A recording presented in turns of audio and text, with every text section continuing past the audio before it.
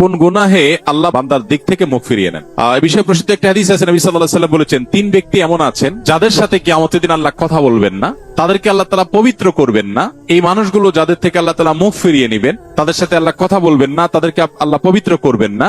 সেই মানুষগুলোর মধ্যে একজন হলেন ওই পুরুষ, যে পুরুষ টাকনুর নিচে পোশাক পরে। পোশাক পরে বলতে যে পোশাক উপরের দিক থেকে যায় সেটা টাকনুর নিচে পরে, প্যান্ট, পাজামা, চাদর, লুঙ্গি, জুব্বা, জামা, এগুলো। মুজা যেটা থাকেই নিচে, নিচ দিক থেকে পরা হয়, ওইটার কথা ভিন্ন। তো এই যে মুসবিল যে ব্যক্তি টাকনুর নিচে প্যান্ট, পাজামা, লুঙ্গি ইত্যাদি পরে, এই ব্যক্তি তার সাথে আল্লাহ কিয়ামতের দিন কথাও বলবেন না এবং তার দিকে আল্লাহ তাকাবেনও না, তাকে আল্লাহ পবিত্রও করবেন না। এই 3টা ভয়াবহতা এই ব্যক্তির জন্য আছে, যে ব্যক্তি টাকনুর নিচে প্যান্ট, পাজামা, লুঙ্গি পরে। আমাদের দেশে অনেকে আছেন মসজিদে নামাজ পড়তে আসলে তখন প্যান্ট ভাঁজ করে। অনেক মসজিদে মুয়াজ্জিনরা মাইকে বলেন যে টাকনুর নিচে যাদের প্যান্ট আছে প্যান্ট গুলো উঠায় নেন। নামাজের জন্য এই কথা কেন বলবেন?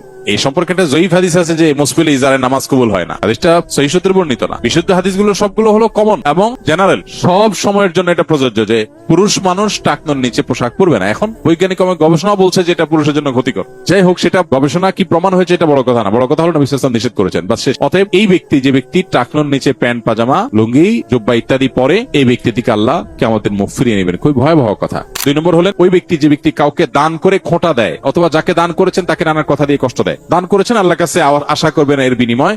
যাকে দান করেছেন তার সাথে আপনার কোনো আলাপ থাকবে না। দান করে খোঁটা দিলেন, কষ্ট দিলেন, খোঁচা মেরে কথা বললেন, এগুলো বললে আপনি আল্লাহ তাআলার দৃষ্টি থেকে সরে যাবেন কিয়ামতের ময়দানে। নাম্বার 3, ওই ব্যবসায়ী, যেই ব্যবসায়ী তার পণ্য বিক্রি করতে গিয়ে মিথ্যা শপথ করে।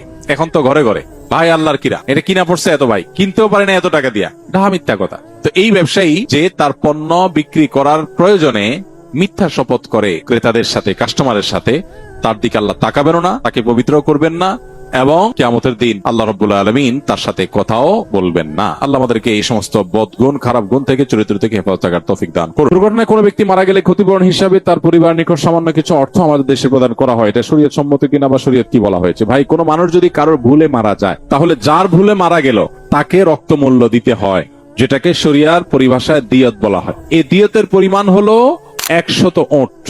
100 ওঁটের মূল্য দিতে হয়। আপনি 100 ওঁটের বিভিন্ন এইজের ওট দিতে হয়, সবগুলো মিলিয়ে এভারেজ করলে বাংলাদেশি টাকা কয়েক মিলিয়ন টাকা হয়, এটা দিতে হয়। এখন আপনি প্রশ্ন করবেন, একজন নিরীহ মানুষ মেরে ফেলছে বা তার ভুলে মরে গেছে কেউ, তো সেই মিলিয়ন টাকা কোথায় পাবে? উত্তর হলো, মিলিয়ন টাকা না পেলে সে জেলে সারা জীবন থাকবে, শেষ। ওই অবস্থায় তার মৃত্যু হবে। না দেওয়ার এক পর্যন্ত তার ছাড় নাই, কারণ এটা তার পাওনাদার, তার হক। পাওনাদারের পাওনা দেওয়ার এক পর্যন্ত সে জেলে থাকবে। এবং এইটা সৌদি আরবে আইন কার্যকর আছে, মিডল ইস্টে অনেক দেশে কার্যকর আছে, মুসলিম অনেক কান্ট্রিতে কার্যকর আছে। আপনি খোঁজ খবর নিয়ে দেখেন।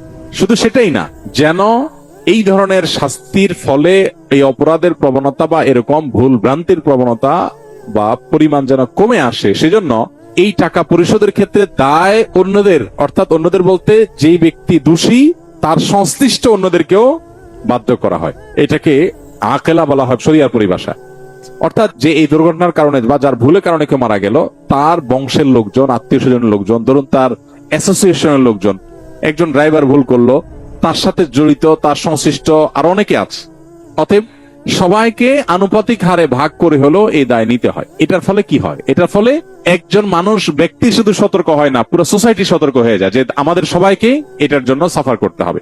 এখন শরিয়ার এই কঠিন শাস্তি, এটা যদি কার্যকর হয়, বাস্তবায়ন হয়, তাহলে দেখবেন ভুলে মানুষ মেরে ফেলা, সরি বলে শেষ করে ফেলা, এই প্রবণতা আমাদের সাথে থাকবে না। বেশ বোধহয় বছর 2 আগে একটা ঘটনা ঘটেছিল যে কারোর বাসার উপরে টব বা ইট এরকম কিছু রাখা ছিল সাইডে, রেলিং এর পাশে, ওইটা পড়ে নিচে এক ভদ্রলোক বা এক ভদ্র মহিলা মারা গেছেন। সম্ভবত হিন্দু ছিলেন উনি। এই যে একটা লোক মারা গেলেন, একটা মানুষের জীবন এতটাই মূল্যহীন, তিনি আপনার ছাদ থেকে পড়ে কিছু পড়ে তিনি মারা যাবেন আর আপনি আফসোস করে শেষ করে দিবেন, শেষ। এত সহজ না। ইসলাম শরিয়ার বিচার ব্যবস্থা থাকলে আপনাকে জেলে যেতে হবে।